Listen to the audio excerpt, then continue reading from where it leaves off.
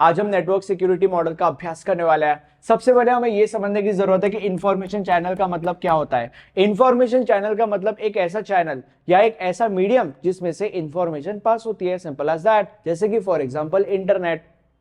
But जब तुम exam में डायग्राम ड्रॉ कर रहे होंगे, तुम्हें डायग्राम ऐसे के ऐसे ही ड्रॉ करना है, क्योंकि इंटरनेट इंफॉर्मेशन चैनल का एक एग्जाम्पल है। इंफॉर्मेशन चैनल कुछ भी हो सकता है, ठीक है। तो एग्जाम में डायग्राम ऐसा का ऐसा ड्रॉ करना है, बट यहां पे समझते वक्त तुम यहां पे इंटरनेट अज्यूम कर सकते हो, because internet is an example of information channel. Information channel कुछ भी, कैन बी एनीथिंग, ठीक है। अब आगे बढ़ते हैं। सबसे पहले हम ये समझते हैं कि प्रॉब्लम क्या है, और उसके बाद हम ये समझेंगे कि उस प्रॉब्लम को नेटवर्क सिक्योरिटी मॉडल कैसे सॉल्व करता है, ठीक है। तो मान लेते हैं सेंडर है और मान लेते हैं रिसीवर है। सेंडर को कोई ना कोई मैसेज रिसीवर को सेंड करना होता है। तो अभी सेंडर जो है वो मैसेज को ऐसे ही रिसीवर को सेंड नहीं कर सकता, क्योंकि अगर सेंडर ने ऐसे ही उस मैसेज को इंटरनेट के थ्रू होकर रिसीवर को सेंड किया, तो जब वो मैसेज इंटरनेट के थ्रू ट्रैवल हो रहा होगा तब उसके ऊपर अटैकर अटैक कर सकता है। और अगर अटैकर ने उस मैसेज के ऊपर अटैक कर लिया तो फिर अटैकर उस मैसेज को पढ़ सकता है। अब यहां पे बस नॉर्मल तरीके से बात हो रही है, बट बहुत बार क्या होता है, बहुत बार वो जो मैसेज है जो सेंडर सेंड कर रहा है टू द रिसीवर, वो बहुत ही ज्यादा कॉन्फिडेंशियल मैसेज हो सकता है। जैसे कि फॉर एग्जांपल वो सेंडर का पासवर्ड हो सकता है, वो रिसीवर का पासवर्ड हो सकता है, वो किसी का आईडी हो सकता है, किसी बहुत इंपॉर्टेंट चीज का। तो अगर उस मैसेज के ऊपर अटैकर ने अटैक कर लिया तो फिर अटैकर उस मैसेज को पढ़ सकता है। और अटैकर ने अगर उस मैसेज को पढ़ लिया, अगर अटैकर को उन पासवर्ड्स के बारे में, उन कॉन्फिडेंशियल मैसेजेस के बारे में पता लग गया, तो फिर अटैकर सेंडर की या रिसीवर की बैंड बजा सकता है। तो अभी ये एक प्रॉब्लम है। तो इसी प्रॉब्लम को सॉल्व करने के लिए हमारे पिक्चर में आता है नेटवर्क सिक्योरिटी मॉडल। तो अभी नेटवर्क सिक्योरिटी मॉडल के अंदर क्या होता है, नेटवर्क सिक्योरिटी मॉडल के अंदर ये जो मैसेज है जो सेंडर सेंड करना चाहता है, वो मैसेज इंटरनेट के थ्रू होकर उधर जाएगा, राइट।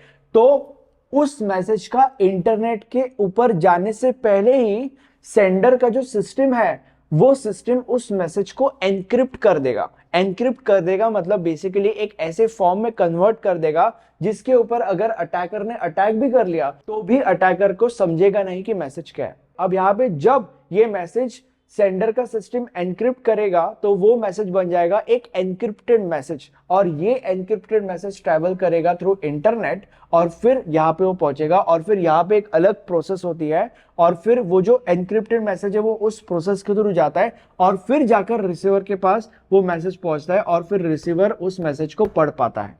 तो अभी नेटवर्क सिक्योरिटी मॉडल जो है, network security model is all about this process. This diagram is all about this process. अब मैं तुम लोग को ये डायग्राम समझाता हूं। बेसिकली ये प्रोसेस डिटेल में समझेंगे अपन अब अपन लोग व्हाटएवर, ठीक है। शुरू करते हैं। तो अभी ये हमारा सेंडर है। सेंडर मैसेज सेंड करना चाहता है टू द रिसीवर। अब जो मैसेज सेंडर सेंड करना चाहता है टू द रिसीवर, उस मैसेज को हम कहते हैं प्लेन टेक्स्ट, ओके। अब ऑब्वियसली ये जो मैसेज है, ये मैसेज ऐसा कैसा तो वहां पे नहीं जाने वाला है थ्रू इंटरनेट। इस मैसेज को सेंडर का सिस्टम जो है वो एनक्रिप्ट करेगा, मतलब एक ऐसे फॉर्म में कन्वर्ट करेगा जिस फॉर्म के ऊपर अगर अटैकर ने अटैक भी कर लिया तो भी अटैकर को कुछ समझ में नहीं आने वाला। जैसे कि फॉर एग्जांपल अगर सेंडर ने सेंड किया आई लव यू, तो वो फॉर्म में कन्वर्ट होगा D space METQ space YYY। Sender को घंटा कुछ समझ में नहीं आने वाला, ठीक है। तो बेसिकली जो भी मैसेज सेंडर सेंड करना चाहता है, सेंडर का सिस्टम उस मैसेज को एक ऐसे फॉर्म में कन्वर्ट करेगा जिस फॉर्म के ऊपर अगर अटैकर ने अटैक भी कर लिया तो भी अटैकर को कुछ समझ में नहीं आने वाला, ठीक है। अब जब सेंडर का सिस्टम उस मैसेज को एक ऐसे फॉर्म में कन्वर्ट करता है जिस फॉर्म के ऊपर अगर अटैकर ने अटैक कर लिया है तो भी अटैकर को घंटा कुछ समझ में नहीं आएगा, तब उस मैसेज को हम कहते हैं एनक्रिप्टेड मैसेज या साइफर टेक्स्ट भी कह सकते हैं।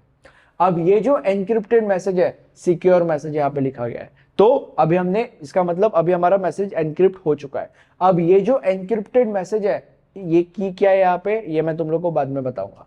तो अभी ये जो एनक्रिप्टेड मैसेज है, ये एनक्रिप्टेड मैसेज इंटरनेट के थ्रू होकर, मतलब बेसिकली इंफॉर्मेशन चैनल के थ्रू होकर हमारे रिसीवर के पास जाता है। अब तुम ही मुझे बताओ कि ये जो एनक्रिप्टेड मैसेज इंटरनेट के थ्रू जाएगा, इसके ऊपर अगर अटैकर ने अटैक कर लिया तो उसको घंटा कुछ समझ में नहीं आने वाला।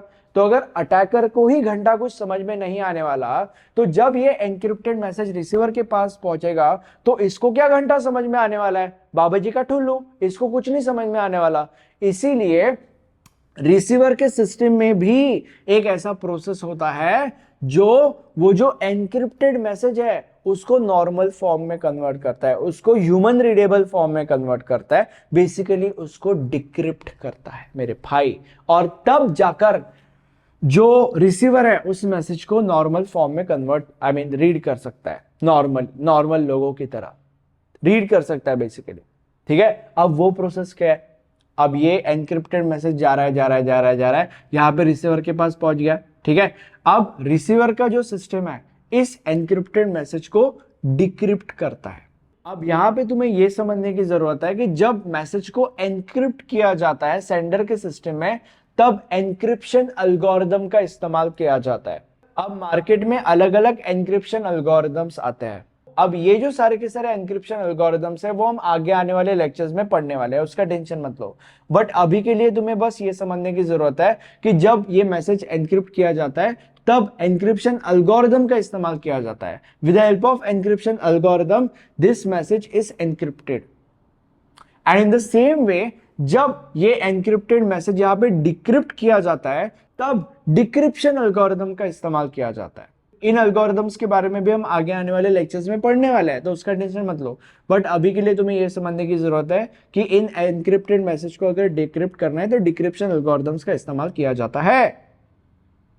ठीक है, तो अब जब इस एनक्रिप्टेड मैसेज को डिक्रिप्ट किया जाता है with the help of decryption algorithm, तब ये मैसेज डिक्रिप्ट हो जाता है। मतलब बेसिकली एक ऐसे फॉर्म में कन्वर्ट होता है जिसको ह्यूमन रीड कर सकता है, जिसको रिसीवर रीड कर सकता है।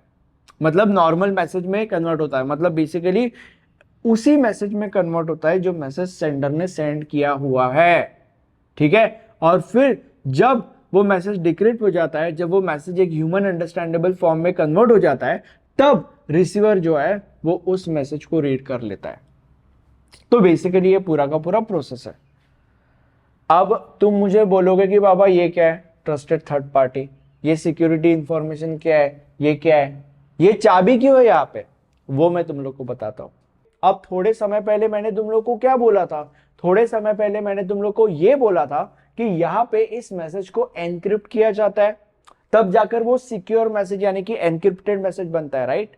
तो इस एनक्रिप्शन के प्रोसेस में सिक्योरिटी इंफॉर्मेशन का भी यूज होता है, मतलब बेसिकली इस सिक्योरिटी की का भी यूज होता है। मतलब ये सिक्योरिटी की चाहिए फॉर दैट एनक्रिप्शन प्रोसेस।